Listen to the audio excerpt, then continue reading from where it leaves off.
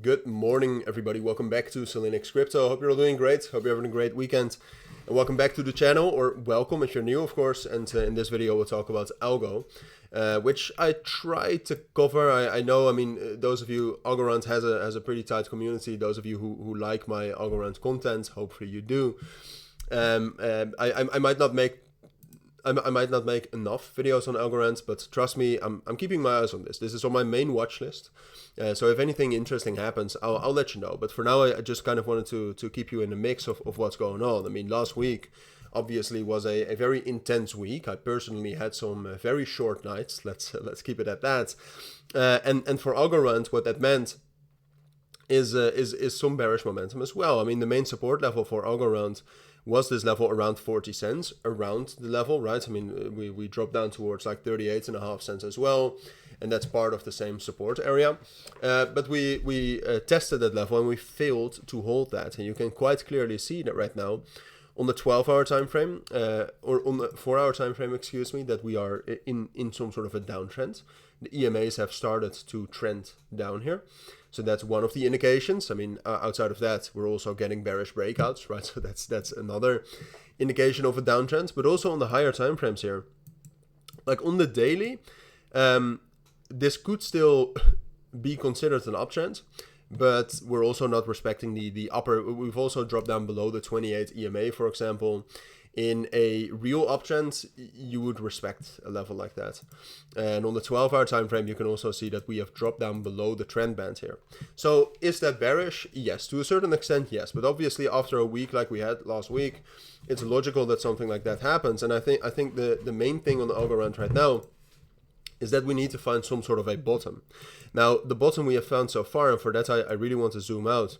The bottom we have found so far is this level here at 28.5 and 30 cents. The big question is, and that's also what I wanted to talk about, is can we hold that level? And I think the answer is yes. First of all, I mean, if you look at the weekly time frame, like there's a bit of a level slightly lower at 25 cents. I think the level around 30 and 28 cents will hold mainly. We might spike down to 25 cents before reclaiming 28 cents and holding that.